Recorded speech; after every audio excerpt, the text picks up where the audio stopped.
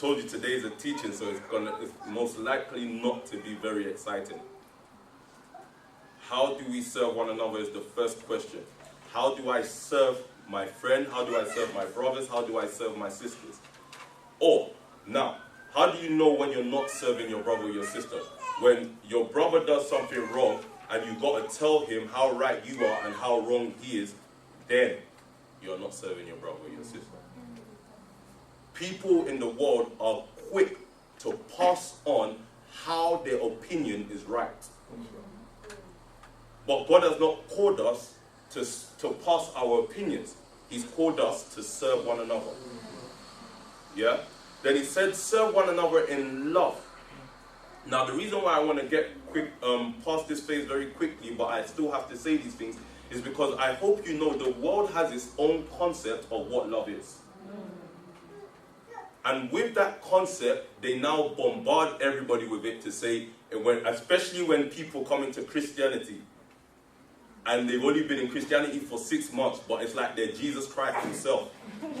That's not love. That's not love. That's not love. You don't know what love is. 1 John chapter 3 verse 16 says, by this we know love, that a man should lay down his life for his friend. If you're not laying down your life, which is also service for one another, then you're not loving. Anything outside that, he says hi with a smile, she gives me a cuddle when she greets me, that's acts of kindness, not love. Yeah? So we first of all have to understand that love defined by the world is not love defined by God. Then another thing is holiness without love is not love at all. Or it's not even holiness at all. But then love without holiness is not love also. So you cannot be doing wrong things and still have love. Because the person that you're doing wrong things against, you don't love that person. Do you understand what we're saying today? Yes, sir. So I'll use myself as an example not to if I go and I commit sexual sin with a young lady, do I love that young lady? No. How? Because at the end of the day, I've just given her a ticket and myself a ticket to go and sit at the right hand of Satan. So that cannot be love. But some people see intimacy as love. It's intimacy. Because intimacy is the coming together of two people, right? So, now, of course, there's a higher level of intimacy as the coming together of minds. But sex is still considered as intimacy. Now, people have, they've developed their relationship on sex. And they say that he loves me because of how he acts towards me. That's not love. But the minute you got pregnant, he's gone. He didn't lay down his life. That's why God says that he put marriage there as an institution that will protect you. Like Pastor Ebel says, we'll give you your license in case you get stopped by the police one day.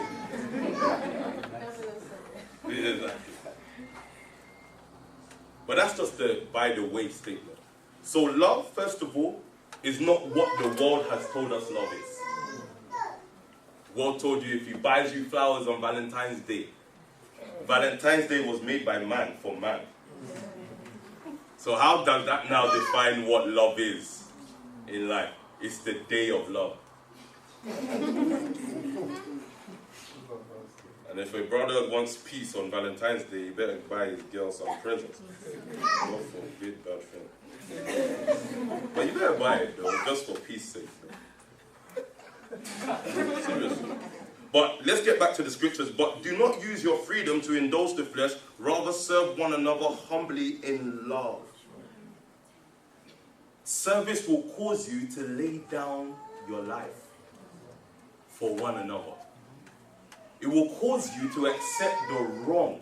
Now we're getting into teaching, because this is how we should conduct ourselves in the church. That we should accept the wrong of one another. Because guess what? We are human.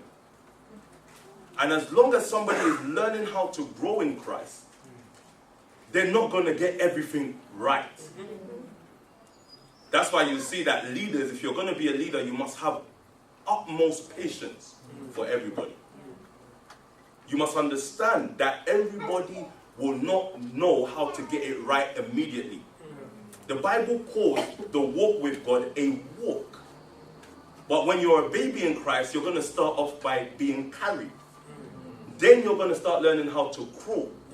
Then, eventually, you will walk. But people want you to walk before you've even crawled. And then people then want you to fly before you've even walked.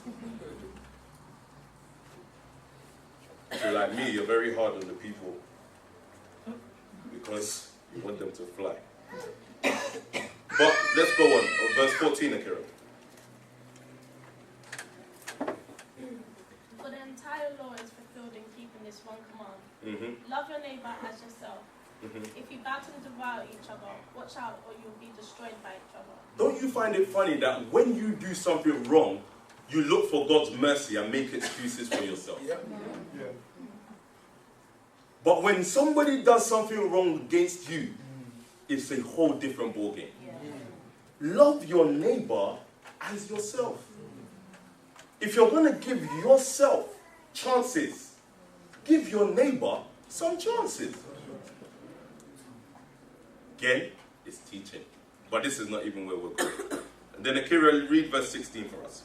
So I say, live by the Spirit and you will not gratify the desires of the sinful nature. Wow. Let's stop it right there. What does it say? Live by the Spirit. Let's say it together. Live by the Spirit. It says, live by the Spirit and you will not gratify a sinful nature.